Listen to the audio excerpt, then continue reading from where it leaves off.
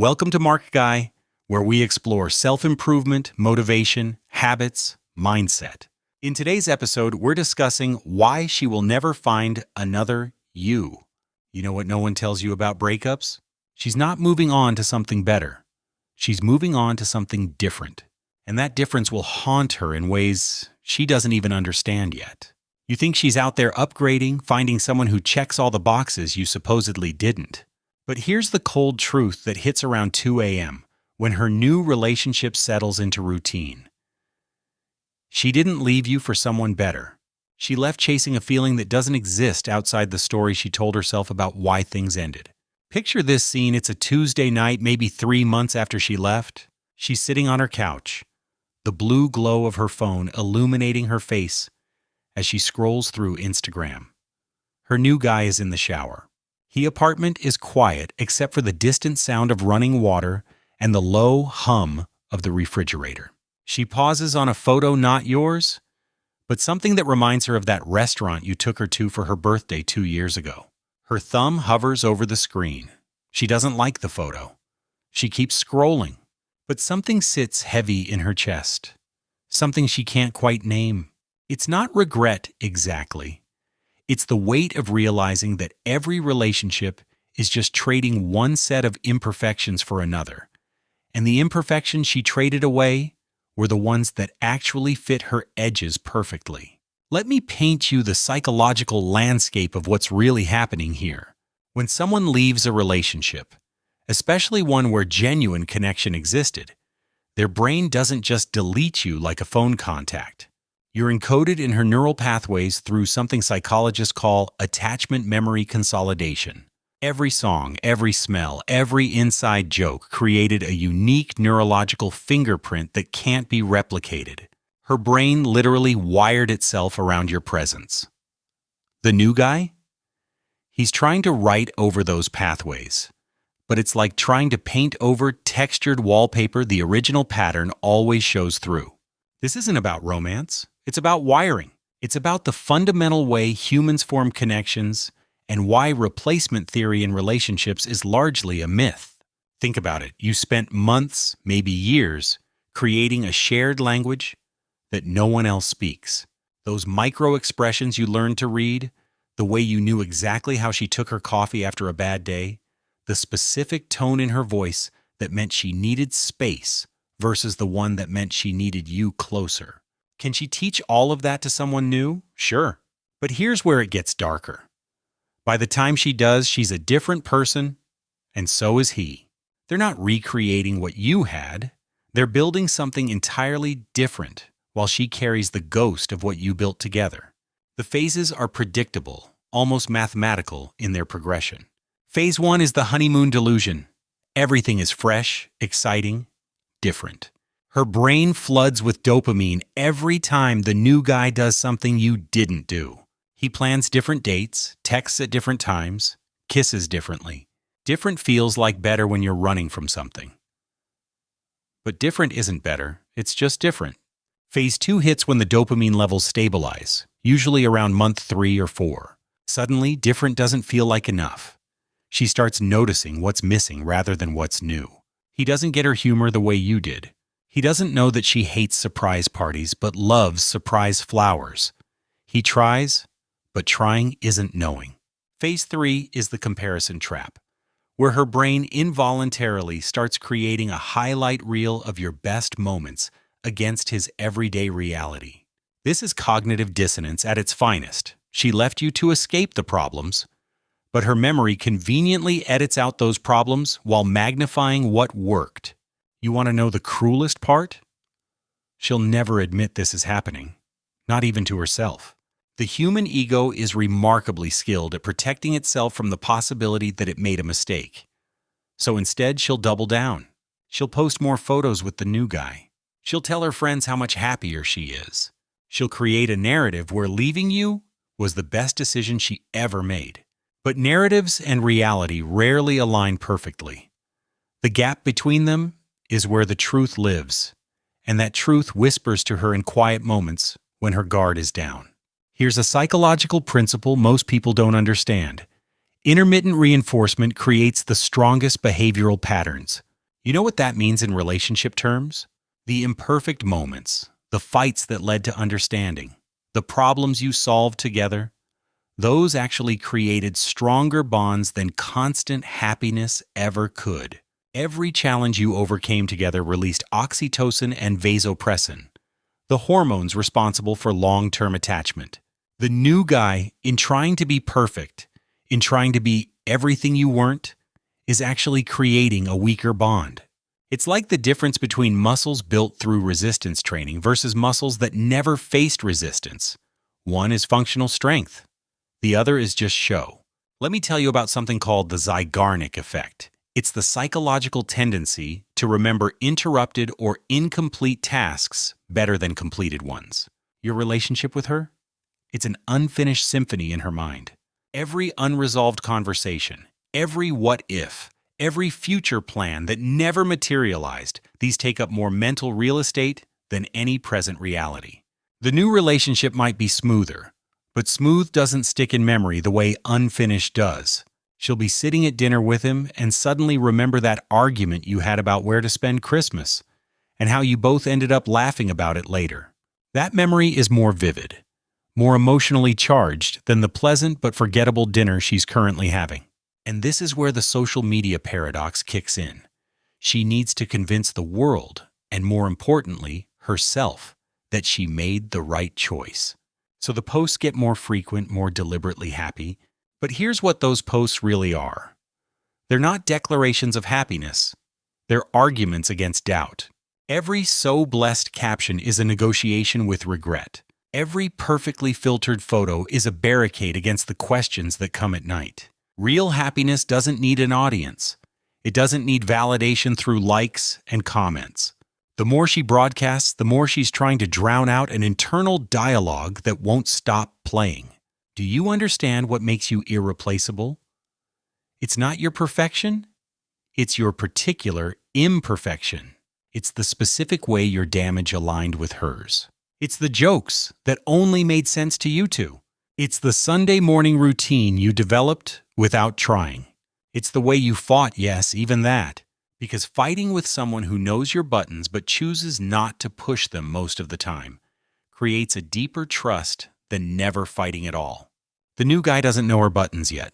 When he finds them, will he have the history to know which ones to avoid? Will he have earned the right to call her out on her patterns? Building that takes years, and here's the thing, she's different now. She's carrying you with her into this new relationship, which means she's not even the same person he's trying to learn. This brings us to the mirror maze principle. Every relationship is a hall of mirrors, where we see ourselves reflected in how someone else sees us. You reflected a version of her that took years to develop. Maybe it wasn't always flattering, but it was real. It was complete. The new guy? He's reflecting a carefully curated version, the one she's choosing to show. But maintaining that curation is exhausting. Eventually, the real her will emerge, and when it does, she'll realize that he fell in love with the performance, not the person. You knew the person. You loved her at 7 a.m. with no makeup and morning breath. You loved her during her period when she was irritable and irrational.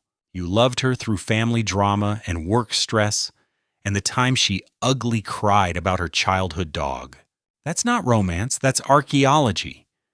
You excavated layers that new guy doesn't even know exist. The comparison game she'll play is inevitable, but futile. How do you compare someone who knows your middle name to someone who knows your middle-of-the-night fears? How do you weigh someone who brings you flowers against someone who knew to leave you alone for exactly 45 minutes when you were overwhelmed? She'll try to make these comparisons logical, create a pros and cons list in her mind. But relationships aren't spreadsheets. They're ecosystems. And the ecosystem you two created, with all its predators and prey, its seasons and storms, its particular balance that can't be replicated. It can only be replaced with a different ecosystem, one that might look healthier on the surface, but lacks the biodiversity that comes from years of evolution together. Here's where it hurts the most. She knows this. Deep down, beneath the justifications and the new relationship energy and the stories she tells her friends, She knows she'll never find another you. Not because you're perfect or irreplaceable in some cosmic sense, but because the specific alchemy of who you were together, at that time, in that place, with those experiences, can never be recreated. Even if you two got back together, you couldn't recreate it. It was a moment in time, a particular chemical reaction that occurred under specific conditions that no longer exist. The late-night thoughts are the worst for her. When the new guy is asleep beside her, snoring in an unfamiliar pattern. When she reaches for her phone at 3 a.m. and sees nothing from you. When she realizes she has no one to send that funny meme to, who would understand why it's funny without explanation? Those are the moments when the weight of what's lost settles on her chest like a stone. She can't breathe it away. She can't positive think it away. She can only wait for morning when the distractions return and she can resume pretending that different means better. But here's the phase nobody talks about, the settlement phase. It comes after the comparison, after the regret, after the acceptance. It's when she realizes that the new guy is fine. Not better, not worse, just fine. And she'll stay with fine because starting over again feels impossible. She'll convince herself that fine is what mature love looks like. She'll tell herself that the fire you two had was unsustainable anyway. But fire leaves marks. And those marks don't fade just because you've convinced yourself you prefer ice. What about the moments of involuntary remembering? The song that comes on in the grocery store. The way the new guy holds his fork that's just wrong enough to be noticeable. The joke he doesn't get that you would have not only gotten but would have built upon. These micro-griefs accumulate like compound interest. She can't mourn them openly because that would mean admitting loss. So they get buried. But buried things have a way of growing roots, of spreading underground, of eventually breaking through the surface in unexpected ways. This isn't about winning or losing. It's about understanding the psychological reality of human attachment. You imprinted on each other in ways that create permanent alterations in neural structure. The new relationship isn't writing over that. It's writing around it, creating a strange palimpsest where both stories exist simultaneously, neither fully legible. She reads both stories every day, comparing fonts, analyzing plot structures, wishing she could combine the best chapters from each into one perfect narrative. The cruel irony? The very things that drove her away are probably the things that made you irreplaceable. Your stubbornness that frustrated her was also the determination she could count on. Your emotional distance that made her feel lonely was also the independence that gave her space to be herself. Your inability to read her mind was also your authenticity in not pretending to be someone you weren't. Every flaw was a feature from a different angle. And the new guy's lack of those flaws means he also lacks those features. She traded known problems for unknown ones, familiar demons for strangers' shadows. And here we reach the darkest truth: she might be happier with him. Not deeper, not more connected, not more understood, but happier in the shallow way that absence of conflict can masquerade as happiness. It's the happiness of not fighting about the same things, of not triggering each other's deepest wounds, of staying on the surface where it's safe. But you were deep sea diving together. You saw each other's shipwrecks, swam through each other's darkest waters. That's not happiness, that's something rarer. That's knowing. The new guy will never know her the way you do because knowing takes time. And more importantly, it takes the specific time you two shared. The concerts you went to, the fights you had, the inside jokes born from shared disasters, the way you both changed each other. He can't recreate that.